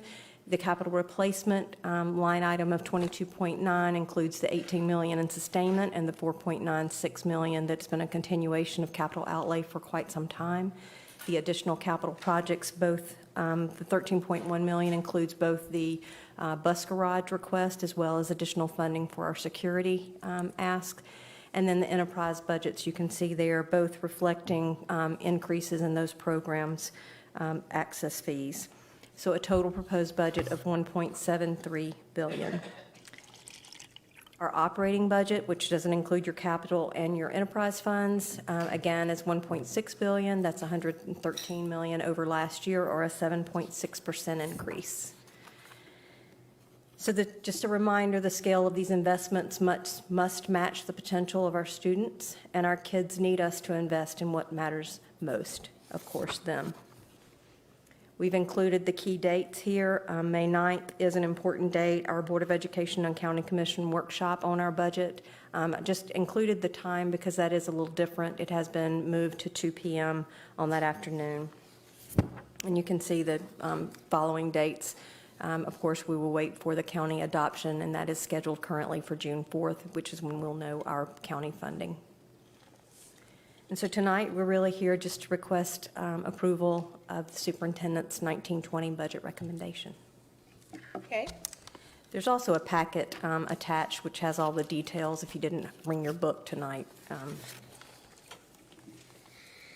All right. Is there a motion to recommend approval of the superintendent's budget? Move to recommend the superintendent's budget. Is there a second? Second. Okay. Before we go to a vote, is there any debate or discussion? Okay. Ms. Sawyer? Thank you for all your tremendous work. But I would like to offer an amendment to the budget.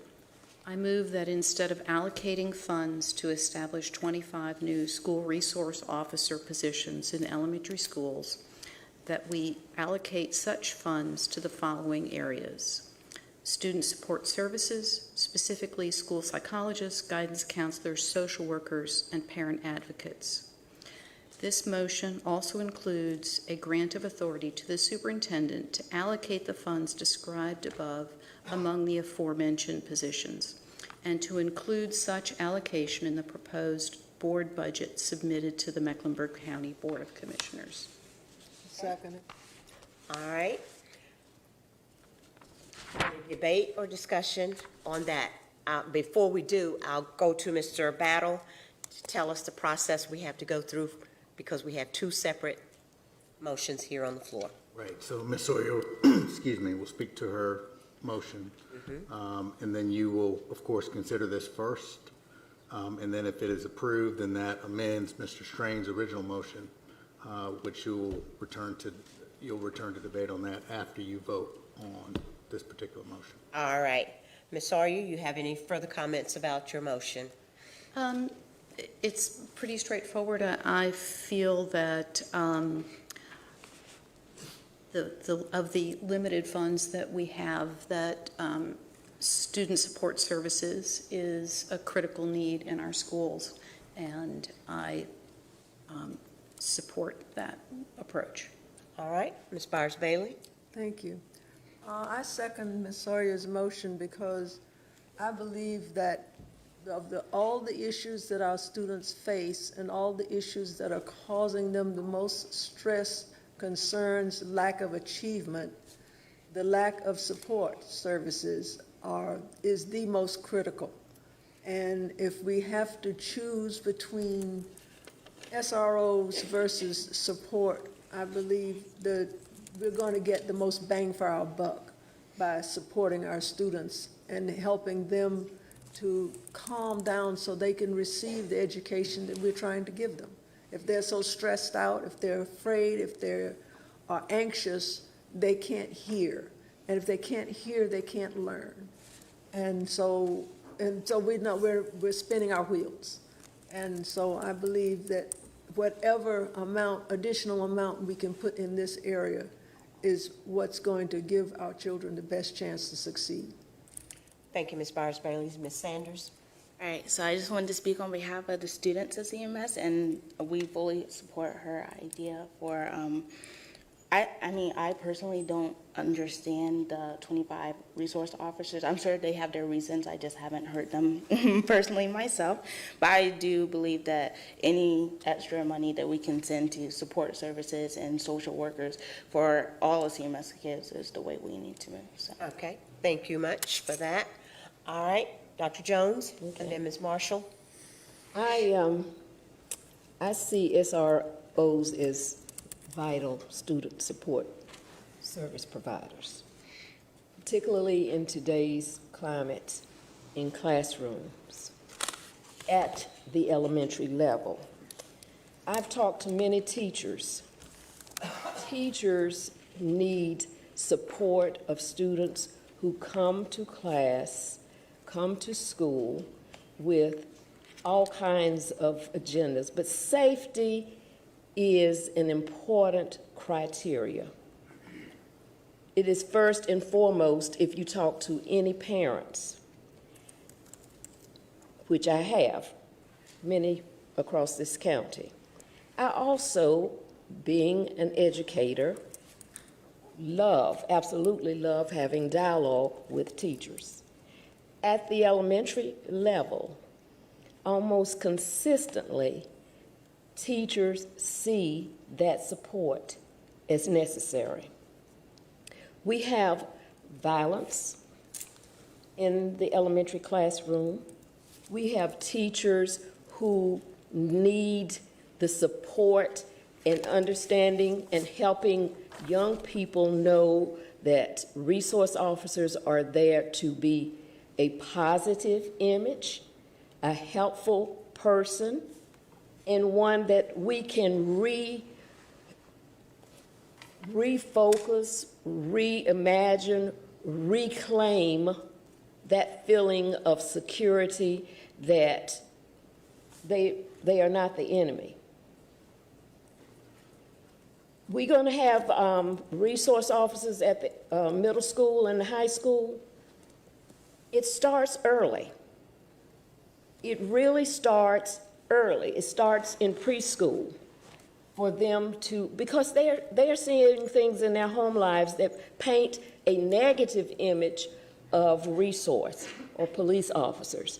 We have to reacclimate, reprogram the thinking that these are not, quote, bad people or people that are negative influences in their lives.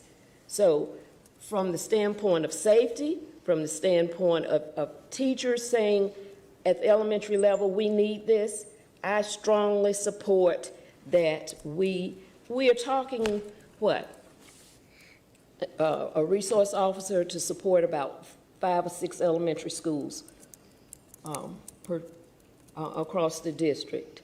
We are not talking about any kind of onslaught of a military or police state, but we are responding to some dire needs. Talk to the teachers.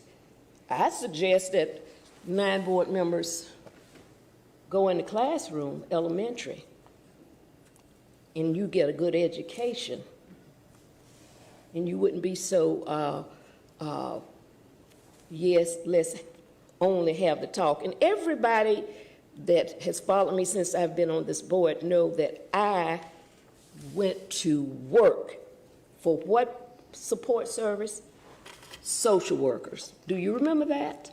Those of you on the board? Mm-hmm. I worked hard and got an increase there. So I'm not saying they aren't needed, but let's address the need. Equity means we address the needs. And we want to support what has been identified by the staff and the superintendent has a need, and it is coming from somewhere, I am in total support of the 25 resource officers. Go to some of these schools.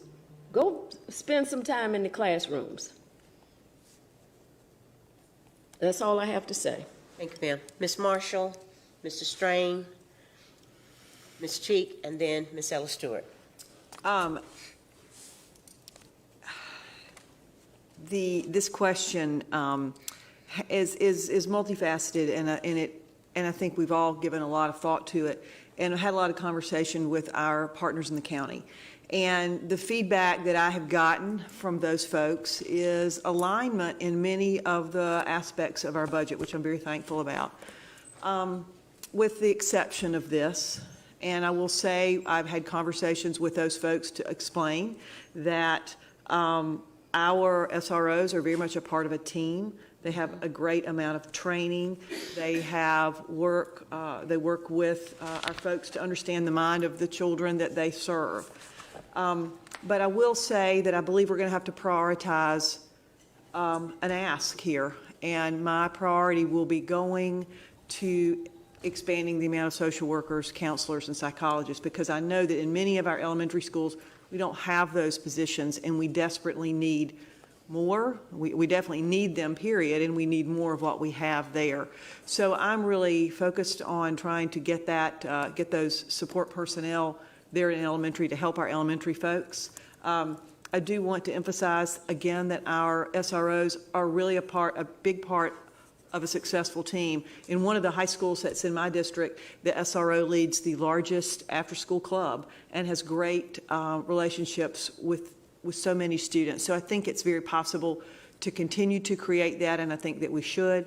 But I will say right now, based on conversations with county partners, I believe that alignment in this means I'm going to cast my vote to increase the number of social workers, counselors, psychologists. Thank you. Thank you. Mr. Strain? Ms. Shirley, can you tell me what the proposed budget is for student support services? So this is counselors. The total, I don't have that with me. Okay. So there's some amount for SROs and some amount for students support services. You mean the new ask? I'm sorry, I thought you meant the total Yeah, budget. the new ask. Sorry about yes, the new ask is $5.67 million. What, 5.67 million? That's the new ask. Correct. And that's on top of what we spent today. Yes. Right? And so how much do we spend today on elementary school SROs? We don't allocate SROs to currently. Some of our elementary schools have SROs, correct? It's my understanding that they are provided from some of the municipalities. Okay. And then how much is the ask for the 25 SROs? It's $2.7 million, just over 2.7 that. million. So what we're talking about is 5.67 million additional student support services and 2.7 million additional SROs in the elementary schools is what the proposed budget is, on top of a significant number, not enough, but a significant number in terms of student support services, and nothing on SROs in the elementary schools currently. And so I had asked a question at one point, is this an all or nothing thing? And that's what it's being made out to be, right? And so what we're saying is, I was able to attend one of the budget sessions, and Ms. Shirley was certainly there, and that happened to be in an elementary school that had SRO coverage. It was in Matthews, Crown Point, and Crown Point has an SRO. So we had a lively discussion with the staff in that building about what it means to have an SRO in the building that supplements their student support services. I've also had the good fortune of working in a K-8 where they also had an SRO. And the relationship that you could see between the SRO and those students from kindergarten through 8th grade or from kindergarten through 5th grade in that elementary school was tremendous. And to Ms. Marshall's point, these are extensions, they're members of the team. They're not extensions to their team, they're members of the team. right? And they're making a difference in kids' lives. And so I don't think that it's, the question is, should we spend the money here or there? We should spend the money both places. And that is what is proposed.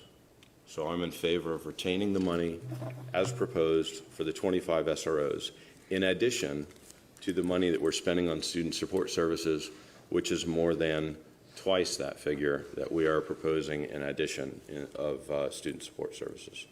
Thank you. Thank you. Ms. Cheek? So I think it's kind of a little challenging to come into this and say, because I came out immediately and said I was going to support the superintendent's budget. The superintendent recommended these SRO positions for very specific reasons, many of which he discussed with us. We've had major custody battles that have erupted in front of our staff, where police had to be called in, and that's extremely traumatic. And I question if you're having a custody battle erupt in front of staff and there's a member of the team, as Dr. Jones and Mr. Strange just said, that's trained in law enforcement that can come and intervene, isn't that going to alleviate some of the stress and anxiety of the staff and the students? So I don't see it as a different person. They're different tasks. Psychologists do tests, a lot of which we could outsource. Social workers are the ones that connect needs to resources in our schools. And resource officers provide a resource of safety, training, community police skills, and many other aspects that would be beneficial as a part of that collective student services team. So I am not going to support this change. That being said, I do not think that all of these budget items that we're talking about, especially this one right here, is going to make it through the county commission. So that is I think they're going to go, this will be one of their lower hanging ones that they're going to cut off. So in all reality, I don't think we're getting these positions, however we label them, of a student support team. I don't think we're going to get SROs, I don't think we're going to get social workers, and I don't think we're going to get psychologists. But I would keep the ask where it is, because I did commit that I would support the superintendent's budget. All right. Ms. Ella Stewart? Thank you. I support Ms. Sawyer's motion. And a big part of the reason I do is because of the data. This is a relevant and timely conversation. I think many people are concerned about school safety in the wake of numerous school shootings. I think people are concerned about student safety in the wake of fights and things of that nature that happen in schools. But I think we need to remind ourselves about the data. 1.7 million students in schools in the United States are in schools with police but no counselor. 3 million students are in schools with police but no nurses. 6 million students are in schools with police but no school psychologist. 10 million students are in schools with police but no social workers. That's a problem. When we put law enforcement above and beyond the social emotional learning needs of our students, we are creating an imbalance. We are creating situations where we not only feed into the school to prison pipeline, and we see students receive even more disparate disciplinary infractions, many of which lead to early and repeated criminalization of students, particularly Black and brown children, specifically Black and brown boys. But beyond that, when we look at mental health needs for our children, we know that in the United States, for our children aged 10 to 24, and that's a young person, we know that suicide is the second leading cause of death. Suicide is very preventable when we put in place supports in mental health services, particularly those that are provided by mental health providers, school psychologists, social workers, and so forth. I believe police officers are not bad. They are roles that can be effective in schools. I believe that because I've seen it work. I was the executive director of Right Moves for Youth, and a big part of our work was a three-legged stool, a police officer, a caring adult volunteer, and a school staff person, whether that person was a clinician or if that person was an educator. But all of those people coming together to support students. So I do believe in police officers playing a role in school and positive development for young people. But if you look at what's happening in our community, Chief Putney, our chief of Charlotte-Mecklenburg Police, he knows what's happening out in our community when it comes to mental health and when it comes to crime and safety. In the last budget, he requested and he received funding for 6 mental health professionals to work right alongside his officers, because he realizes just an officer showing up cannot deal with the pervasive issues of trauma that our children and our communities are facing. We see that in our schools. We know that mental health and social emotional learning concerns are one of the greatest barriers to teaching and learning in our classrooms. And so if we want to see more police officers in our schools, specifically at the elementary school level where the superintendent's budget is requesting them, I say let's not look to the county for that funding. Let's put those dollars into mental health supports and social emotional supports for our students, because it's very, very needed. If we want those law enforcement positions, this is a great opportunity for this board to work collaboratively and in an intergovernmental fashion with the city of Charlotte and the towns, the municipalities whose job it is to fund public safety options and positions. This would be a huge paradigm shift for us, and it would still allow us to address the multitude of mental health and social emotional learning challenges that exist in our school system. I do support Ms. Sawyer's motion. One place where I see the superintendent's budget on this piece being silent and lacking, and I think the same thing for the motion itself, is that we do need to address the mental health concerns of our children. But the adults in the school building around them are not immune to having struggles with their own mental health concerns. And they too need supports. We recently had teachers who did teacher talks, and there was a very powerful speech, TED Talk presentation by a teacher who talked about what it's like to teach and to live with severe depression. We're not doing enough for our kids for their mental health, but we're not doing much at all for the adults who are with them each and every day. I'd like to see this budget and this motion not only support those mental health positions to support our students, but also to support wellness for our staff. They have to have an oxygen mask to put on each day as well. Thank you, ma'am. Seeing no other speakers ready to speak or coming forward, we're going to go on and vote on Ms. Sawyer's motion. All in favor of the motion, let it be known by a show of hands. 1, 2, 3, 4, 5, 6. Okay, that's 6. Against? And that's 3. The motion carries. So we don't have to go to the main motion, do we, Mr.?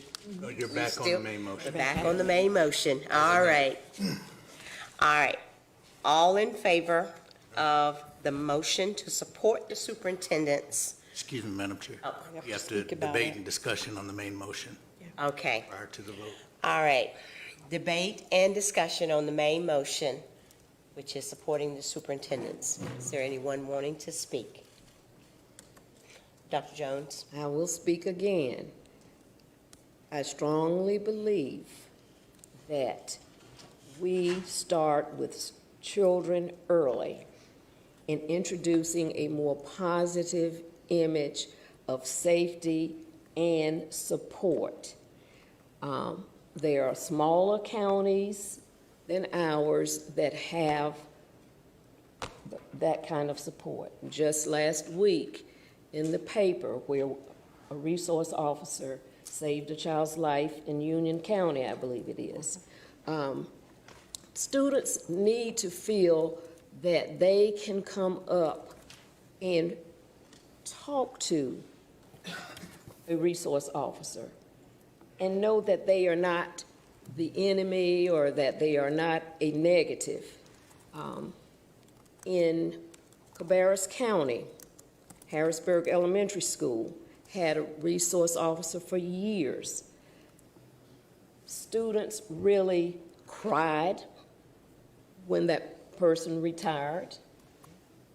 They start at a young age to see and have a whole different image.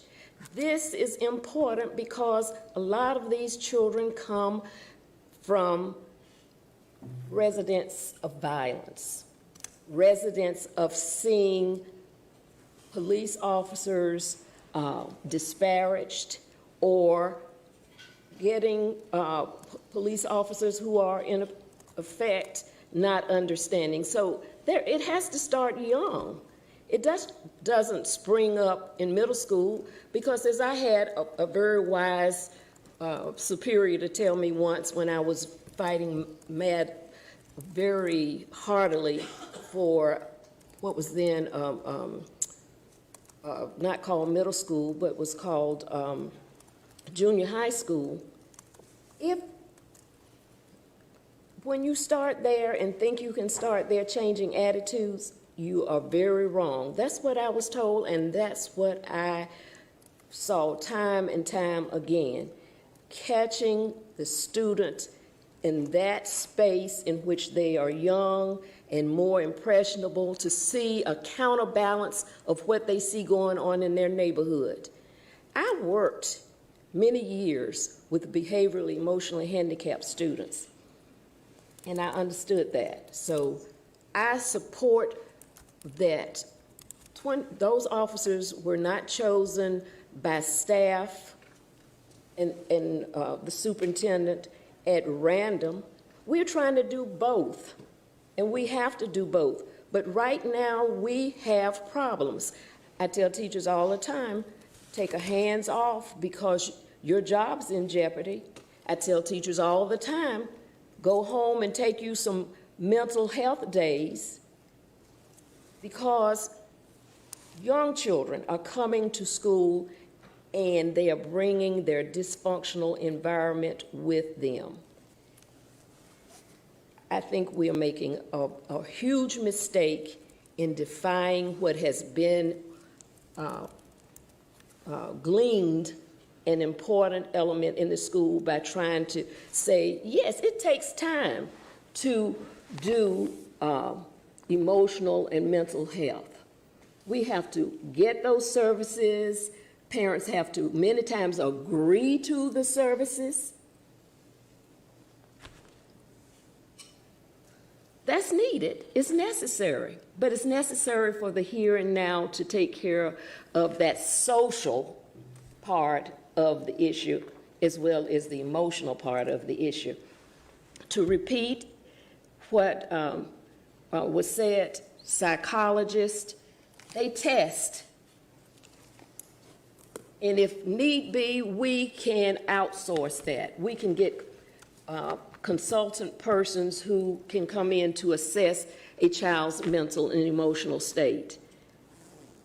But to have someone for staff and students to feel safe and secure and to establish a whole different paradigm and relationship throughout this community, look at it as a positive.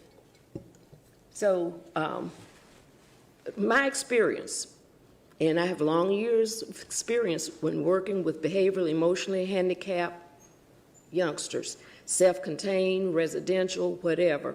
And yes, there are some emotional problems, but there are some real significant behavioral problems that come simply from the dysfunction of the home and the community. Thank you, Dr. Jones. Anyone else? Ms. Ella Stewart. I think that I know one of the things that Dr. Jones always asks for are media specialists. Would you trade media specialists for SROs? And you don't have to answer that question. Yes, I do. No, you don't. This We is are not my- talking I about a have the trade. floor. We are not I have talking the about a floor. trade. I have the floor. Yes. Thank you. I think we have to prioritize where we think children will be best served. Yes, we have a role to play in terms of creating safe schools, but our job is not to rehabilitate the perspective of the police in our community. That's not the role of the school system. I think that this budget, and we've talked a lot about the social emotional piece, I want to move beyond that and really focus on a much bigger part of this budget that our county commissioners need to support. And that's our request specifically around staff costs, around making sure that our teachers and our school-based staff are fairly compensated, that we can do what we need to do, particularly around the local supplement portion of our teachers' salaries, that we can raise that to be the highest in the state. We recognize that teacher salaries are low. They are not where they need to be in our state and in our school system. If we can raise our local supplement, that makes Mecklenburg County better able to recruit effective teachers, better able to retain effective teachers, and better able to educate students overall. The other portion of this budget, which I think really has not gotten a lot of airtime, would be the salary raises that would come for those rank and file employees. Our bus drivers, our cafeteria workers, those who do, our custodians, those who are doing heavy lifting behind the scenes, supporting the effective flow of a school day for 150,000 kids in our community, helping to positively impact the work environment of the 19,000 employees we have throughout the school system, and the fact that between our teachers and those who are working behind the scenes, many of them don't make enough money to have a living wage. We know that when we look at the data, many of our teachers can qualify for public assistance, right? That's terrible. So we have to make those requests for compensation increases. We know that many of the individuals who are in those support career paths, those jobs, they also are not earning a living wage. We hear about affordable housing, we hear about rent issues. If the people who work for us can't even afford to live in Mecklenburg County, not only because of housing costs, but because we are not paying them enough, we have to do something as a school system to rectify that. And I think that's the bigger conversation about this budget, is that what it can do to make sure our employees are taken care of in the manner that they deserve and in a way that shows them and treats them as professionals that are valued. And so I think for me that's a huge reason to support this budget and a huge reason to ask our partners at the County Commission to do the same. We are often asked what we can do to make Mecklenburg County a good place to live. Well, we can ensure that our school system is paying its employees fair wages, putting back into the economy, and doing things a little bit differently. Ms. Marshall? I'll be very brief. In my conversations that I alluded to earlier with the county partners, there is great alignment, I believe, in supporting our investments in people. So as Ms. Ellis Stewart has lifted up some of these supplement and pay increases for our hourly folks, I'm hopeful that the county will agree that these are indeed important asks and that our people make all the difference for our students. So that's all I need to say. Okay. Ms. Dashu? So I want to thank you, Ms. Shirley, and the whole team for putting together a very thoughtful budget that really does represent what our children need. And it's just that simple. Our job is to lift up what our kids need, and we're doing that in this budget. And I hope that our partners on the county commission can recognize that. I know that we have two sets of opinions up here tonight on the SRO portion of the budget, and that's okay.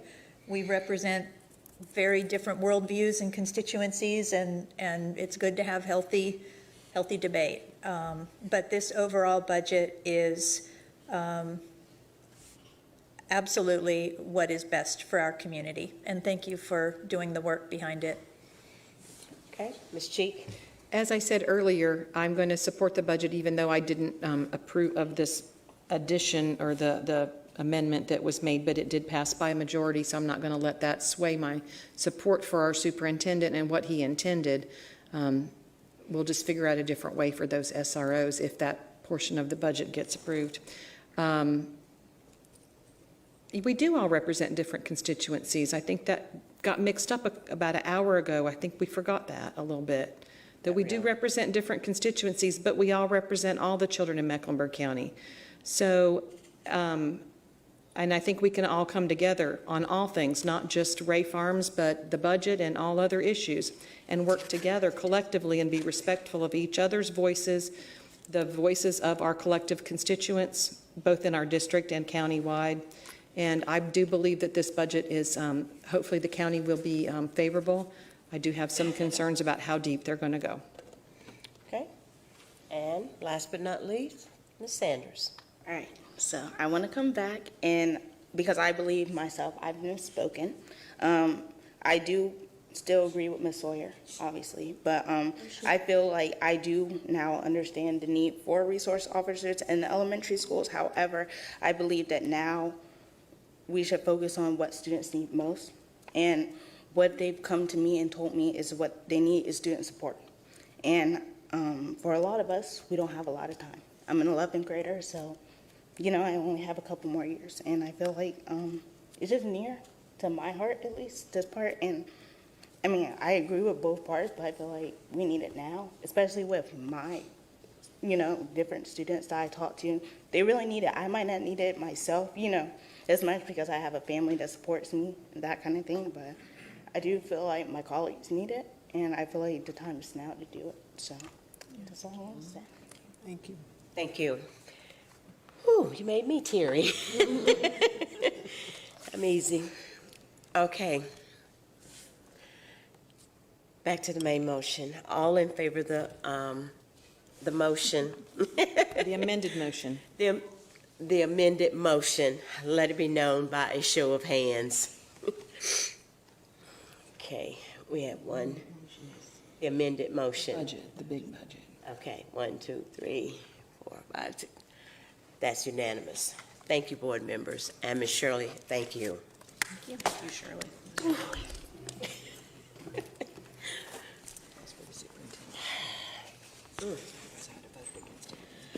All right, I will now entertain a motion to adjourn. So moved. Second. All in favor of that motion, let it be known by saying aye. Aye. Oppose? We are adjourned. I'm opposed to a lot, but not